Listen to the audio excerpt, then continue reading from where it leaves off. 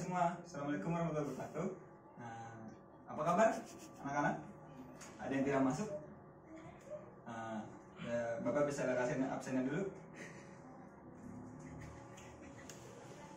Oh oke, nggak ada yang nggak masuk ya? Berarti semuanya masuk. Oke. Alhamdulillah semuanya berarti lagi sehat nih masuk sekolah nih.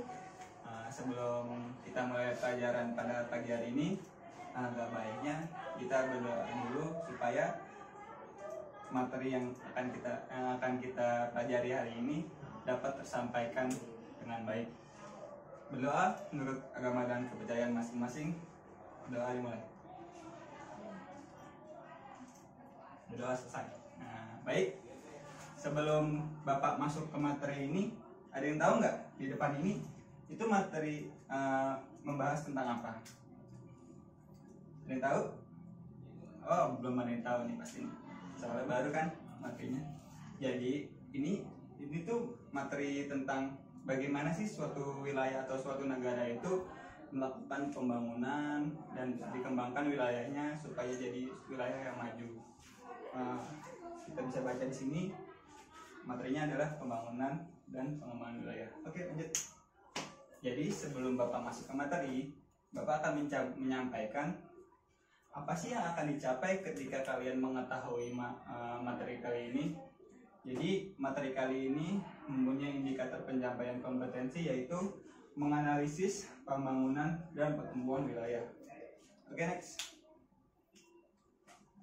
Di sini akan Bapak beritahukan apa sih itu pembangunan.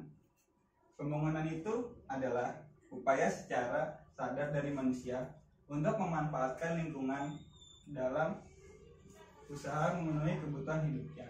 Dengan adanya pembangunan, kehidupan dan kesejahteraan manusia dapat meningkat. Jadi, pembangunan itu bisa bikin kalian hidupnya jadi sejahtera, bisa bikin kalian jadi maju, bisa bikin kalian jadi jadi manusia yang tidak statis di situ aja. Kayak nanti kalian bisa punya materi lebih, bisa punya relasi lebih gitu. Di sini ada tujuan pembangunan. Yang tujuan pembangunan itu dapat tercapai dengan memperhatikan berbagai permasalahan yang ada. Di antaranya yang pertama, pengendalian pertumbuhan penduduk dan kualitas sumber daya manusia. Yang kedua adalah pemeliharaan daya dukung lingkungan. Yang ketiga, pengendalian ekosistem dan jenis spesies sebagai sumber daya pembagi pembangunan. Yang keempat, ada pengembangan industri. Dan yang terakhir, ada mengantisipasi krisis energi sebagai penopang utama industrialisasi. Jadi, di sebelah tujuan pembangunan itu ada gambar. Kalian bisa lihat di sini. Ini gambar apa sih? Ada yang tahu nggak? Ini tuh gambar pertumbuhan penduduk yang terjadi di Indonesia antara rentang waktu 1971 hingga tahun 2015. Kita bisa lihat dari tahun 1971 hingga tahun 2015, pertumbuhan penduduk yang ada di Indonesia itu mengalami peningkatan yang sangat drastis. Hal ini menandakan bahwa wilayah yang ada di Indonesia sudah dipadati oleh beberapa dan berbagai macam jenis penduduk. Jadi ketika penduduk itu bertambah banyak dan mengalami pertumbuhan yang cepat, maka akan muncul berbagai permasalahan yang ada di tengah-tengah masyarakat. Jadi apa sih tujuan dari pembangunan itu sendiri? Tujuan pembangunan itu sendiri untuk mengatasi masalah-masalah yang muncul akibat dari pertumbuhan penduduk. Begitu teman-teman. Nah, ada info menarik nih yang harus kalian ketahui. Jadi kalau jalan tol Bali Mandara yang ada di Bali sana adalah salah satu hasil dari pembangunan infrastruktur yang dibuat 100% oleh Indonesia. Konstruksinya dibuat oleh konsorsium BUMN dan BUMD Bali. Jalan tol ini memiliki panjang 12,7 km dan menghabiskan dana hingga 2,4 triliun yang dibiayai oleh sindikasi bank, BUMN, dan jasa marga. Seluruh material dan teknologinya merupakan karya anak bangsa. Hebat kan?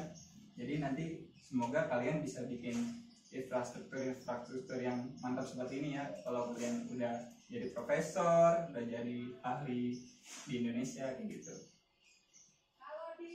Selanjutnya Bapak akan menjelaskan pembagian pembangunan wilayah di Indonesia. Kenapa sih wilayah pembangunan itu dibagi-bagi, nggak terpusat aja di satu daerah? Nanti kalau nggak dibagi-bagi ada yang cemburu dong.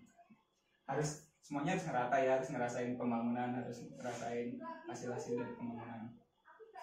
Jadi pembagian wilayah ini ditujukan untuk pemantapan dalam perumusan dan pengarahan kegiatan pembangunan. Hal tersebut bertujuan agar pelaksanaan pembangunan bisa berjalan serasi dan seimbang, baik di dalam wilayah pembangunan maupun antar wilayah pembangunan di seluruh Indonesia. Nah, kalian ada tahu nggak di depan ini gambar apa? Nah, itu ada judulnya, tahu kan? Jadi gambar ini merupakan peta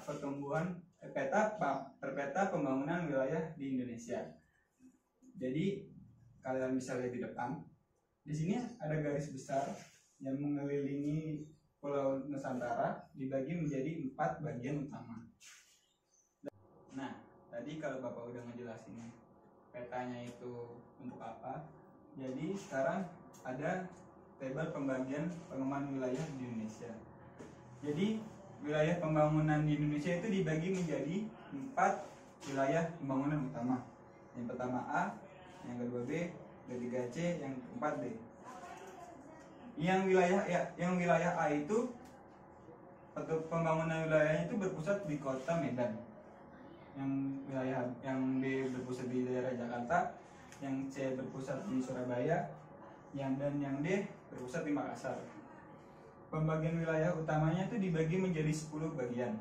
Yang pertama ada Provinsi Aceh dan Sumatera yang berpusat di Medan. Yang kedua ada Sumatera Barat, Riau, dan Kepulauan Riau yang berpusat di Pekanbaru. Yang ketiga ada Jambi, Sumatera Selatan, Bengkulu, dan Bangka Belitung di kota Palembang. Yang keempat ada Lampung, Banten, DKI Jakarta, Jawa Barat, Jawa Tengah, dan daerah istimewa Yogyakarta yang berpusat di kota DKI Jakarta. Yang kelima ada Kalimantan Barat yang berpusat di Pontianak. Yang keenam ada Jawa Timur dan Bali yang berpusat di Surabaya. Yang ketujuh ada Kalimantan Tengah, Kalimantan Selatan, Kalimantan Timur, dan Kalimantan Utara yang berpusat di Samarinda dan Balikpapan. Yang kedelapan ada Nusa Tenggara Barat, Nusa Tenggara Timur, Sulawesi Selatan, dan Sulawesi Tenggara yang berpusat di kota Makassar. Yang kesembilan ada Sulawesi Tengah, Sulawesi Barat, Gorontalo, dan Sulawesi Utara yang berpusat di kota Manado. Dan yang terakhir yang ke-10 ada Provinsi Maluku, Maluku Utara, Papua Barat, dan Papua yang berpusat di kota Sorong. Nah, tadi ada yang ingat nggak 4 pusat kota pertumbuhan utama itu apa aja? Kalau yang bisa tahu, Bapak kasih sepeda nanti. Ada yang tahu nggak? Ayo. Adin tahu nggak? Dari tadi diem aja Bapak liatin, nggak merhatiin nih. Oke, yang lain. Oh, Abdul tahu nggak? Nanti Bapak kasih sepeda nih. Ada keranjangnya selalu. Oh ya udah deh, kalau pada mau jawab deh. Pada ngantuk nih kayaknya nih. Ayo sebelum kita lanjut ke materi selanjutnya, mending kita tepuk tangan dulu biar rame. Oke, gimana? Biar semangat lagi nih. Ayo, itu bapak nih ya. 1, 2, 3. Nah, kan jadi semangat lagi. Oke. Bapak jadi seger juga nih. Ayo, kita lanjut lagi materinya. Nah, ayo. Di sini Bapak akan menjelaskan materi tentang pengembangan wilayah. Pengembangan wilayah adalah suatu gerakan sebagian ataupun menyeluruh guna meningkatkan fungsi lahan dan penataan kehidupan sosial, ekonomi, budaya, pendidikan, dan kesejahteraan masyarakat untuk memajukan daerah. Selain itu, pengembangan wilayah juga dapat diartikan sebagai upaya terpadu memacu perkembangan sosial ekonomi, menjaga kesenjangan antar wilayah, dan menjaga kelestarian lingkungan hidup pada suatu wilayah. Jadi, kenapa sih pengembangan wilayah itu dilakukan? Agar wilayah yang sudah dilakukan pembangunan itu tidak segitu-gitu aja. Maksudnya bisa jadi lebih bagus, terus ya masyarakatnya juga bisa juga menikmati dari hasil pembangunan itu kayak gitu. Nah, selanjutnya di sini ada skema arah pengembangan wilayah. Dan gambar ini pasti nanti kalian bisa lihat di soal-soal UN geografi, soal-soal tryout ujian sekolah, pasti akan muncul skema seperti ini. Jadi di tengah-tengah gambar skema ini merupakan pusat kota, dan di sekitarnya adalah daerah-daerah yang berpotensi untuk dilakukan pengembangan pada daerah tersebut. Kita bisa lihat di sini ada laut, ada industri, ada sawah, ada hutan, dan ada ladang. Jadi kalau di skema ini tuh kita lihat daerah yang paling dekat dengan pusat kota itu akan berpotensi untuk dilakukan pengembangan pada wilayahnya. Jadi kalau dilihat dari skema ini, yang paling dekat pusat kota, ada yang bisa tahu nggak? Ada yang bisa lihat nggak? Yang paling dekat apa? Ladang kan? Nah, berarti pusat kota ini mempunyai potensi ladang sebagai arah pengembangan wilayahnya. Gitu. Lihat apa sih yang dihasilkan dari pengembangan wilayah? Kita bisa lihat di sini ada skema dengan anak panah. Jadi pengembangan wilayah itu dapat menghasilkan berbagai kontribusi bagi peningkatan di negara. Yang pertama ada peningkatan sektor jasa, peningkatan sektor industri, dan peningkatan sektor pertanian. Semua aspek peningkatan tersebut akan memicu dan memacu pertumbuhan utama dari suatu gerakan pengembangan wilayah. Pertumbuhan utama itu apa saja sih? Pertumbuhan utama itu terdiri dari kawasan ekonomi khusus, kawasan industri, kawasan perkotaan yang termasuk dengan metropolitan dan megapolitan, kawasan pariwisata, serta kawasan pertanian. Sebelum Bapak akhiri materi pada pagi hari ini, ada yang tahu nggak? Tadi materi pertama kita apa? Ya, yang bisa jawab. Bapak kasih liburan ke Bali. Ada yang mau liburan ke Bali? Ada yang mau. Udah liburannya ke Monas doang sih. Yaudah deh, sebelum Bapak tutup materi pada pagi hari ini, Bapak akan menyampaikan pesan-pesan. Semoga materi yang Bapak sampaikan pada pagi hari ini dapat bermanfaat bagi adik-adik semua. Semoga kedepannya adik-adik bisa mengembangkan materi ini supaya bisa diterapkan dalam kehidupan sehari-hari. Dan jangan lupa nanti kalau udah jadi profesor, udah jadi pejabat, udah jadi anak-anak bangsa yang berguna bagi negaranya, jangan lupa kalian ini mempunyai tanggung jawab besar bagi kemajuan negara kalian sendiri. Baik, itu saja materi yang dapat Bapak sampaikan. Kurang lebihnya mohon maaf. Assalamualaikum warahmatullahi wabarakatuh.